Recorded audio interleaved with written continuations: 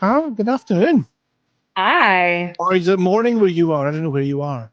It's morning. It's 9:30 in the morning in Oh, Tennessee. gosh. Please tell me I'm like your second interview of the day and you've not been up for hours. Had to get into glam, so I have been up for hours, but you're only my second. That's all right then. Um, in a week when so many people have been releasing music and it's just been one thing after another, I've kept coming back to Hummingbird as almost a place of safety in all Oh, of that. Oh, and seriously, because like, here's this amazing new thing you've got to listen to. Here's this. Everybody's at it. This album's not even out yet, but it feels like an old friend. oh, that's so nice. That makes me happy that you feel that way. Thank you. No, it really does. And it's a development. This is a You've really come a long way, I think, from previously excellent stuff to just getting to a whole new level. Thank you. I mean, I feel that way, but to hear somebody else say that, that's very nice. Oh no, that's not. Rest assured, I was just so blown away. I am a fan. I saw you at C2C, and I sort of knew what to expect. But when I got sent a little advanced link to listen through the album, oh my goodness, Oh, thank you. Thanks. where did you come up with Hummingbird? Why Hummingbird? I actually had a whole different idea of what to name the album, and then I wrote Hummingbird as one of the last songs for the album and realized that hummingbirds are a sign that the healing process can begin and that good luck is on the way. And so I scrapped my entire idea and I made that the title of the album because it felt so much like where I've been over the last few years, and so much good has come out of some hard things, and Hmm. just opening myself back up and going through all of that has been a really good thing. That's interesting because an awful lot of people, particularly people in the public eye, would tend to close themselves off and not want to open up. And you thought, no, I'm going for it.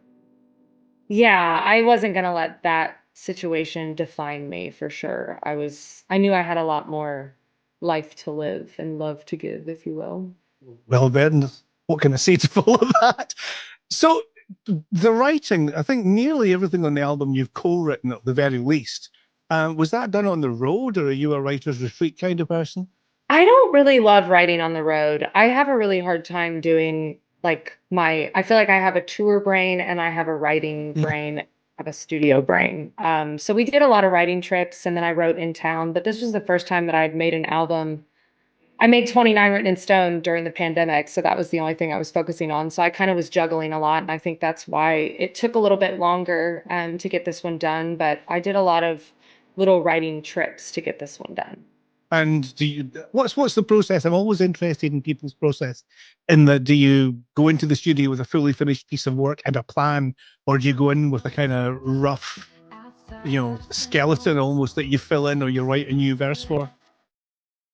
I went in with all finished songs, and we kind of went into the studio and just, I guess, expanded on what was on the tracks. So the bones were definitely there Hmm. before the studio. So that's very efficient and very disciplined to do it that way.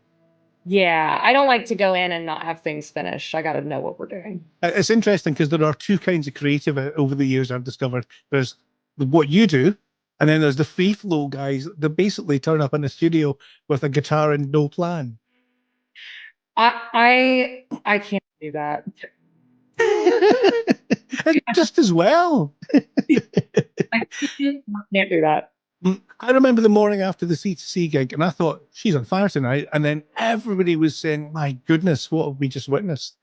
That was it was a tremendous gig. Did you know that this was a special one?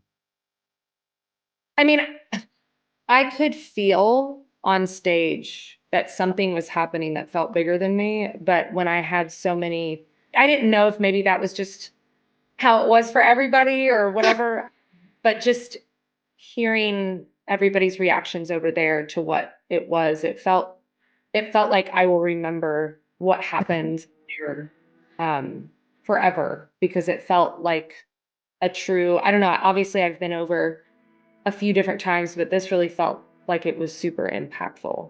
It's amazing, actually, the number of people that don't count themselves as country fans. When I've said, I'll be talking to Carly Pearce, oh my goodness.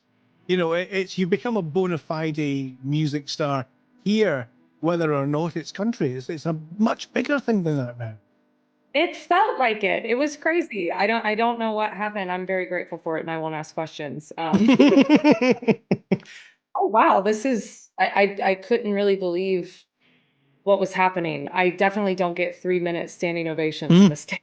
I love the idea of Carly Pearce asking questions and handing out questionnaires at the end of gigs.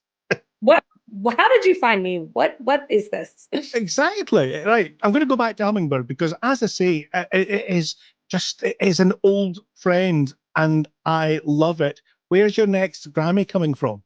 I mean, I would love to have another Grammy. I don't know where it would be coming from, but hopefully something on this album feels impactful to have it. Oklahoma. Oklahoma, yeah. That has enormous hits and beautifully, cleverly written song. Thank Oklahoma, you. but not okay. You win with that every time. I'm proud of that song for sure. I'm sure that will be a single. Yeah, better be, or I'll be coming round. Have a word with you about it. Is that when you create music like that, do you get the line, the Oklahoma but not okay thing, and then put that in your back pocket metaphorically, and then write the song around a line of that caliber, or does it just grow out of the process? That one in particular was already there. The line, Right. I'm, I may be in Oklahoma, but I'm not okay. I'm okay Yeah. with this for sure. I am going to make a point of playing that on the radio station to convince the record company they should just release it. I like it. Do it. Let's just subvert the system. Let's just do it our own way. What was the other song that really jumped out to me? Rock, paper, scissors. Again, really clever play on words in there, and a kind of coming of age, developmental story as well. Yeah, it's an interesting story that is my story. Sometimes I hear that song back and I'm like, how is this real? But I love how fun that song is, how bluegrassy it is. Yeah, And it, I feel like I don't know what other word to use, but I feel like on this album, we've got some serious bangers, and I'm really proud of that. And that play on words as a songwriter is like, I yeah. love that. I love song titles, and when I look at this album down, I just love all the titles. I'll bet you have one of those notebooks that you write all those little collected phrases and you can go back to. Yes. The number of songwriters I've met in 40 odd years that are actually secret stationery fiends that collect, books to write things down and because they prefer to do it that way is extraordinary. Oh, I mean, who would have ever there's so many of those on here. I feel like the phrase trust issues Mm. in a or rock, paper, scissors, or heels over head, or Mm. liar, liar, truck on fire instead of liar, Yes. liar, pig on fire. But it's one thing after another. And then when I got to Oklahoma, I thought, right, that's it. Job done. We've got the singles. A dog running back in the background as well. You've got a dog and a Grammy in the shot. This is terrific. I So know he just walked by. I was like, excuse you. it's all right. You're allowed to have a dog on the radio. It's a fantastic thing. Right. Album comes out 7th of June. I'm going from memory here because I didn't write it down. Comes out very soon anyway. So you'll be doing all the promotion and business for that. Are you also going to be doing one of those American summer tours where you go and bake yourself on a stage? I mean, I didn't feel like I could not do a tour over here as well, but how do I say this? I think it'll start small this year and then get really big next year. Do we get to see you back in the UK in the coming year? February, I'll be there the whole month. That is outstanding. I will make a point of coming to find you. And if you've not Please. released Oklahoma by then, I'll be having serious chats with you. It'll be out. It'll be out. Top person. Listen, Carly Pearce, it is always a delight to chat to you. I, I, I say it again. I love the album. And sometimes you say that to an artist and you're kind of faking it till you make it. I promise I'm not. It is really, really good. And I hope you're as proud of it as an artist as I am as a listener. It's just tremendous. Thank you so much. That's really nice, John. You're a star, Carly Pearce. Thank you very much.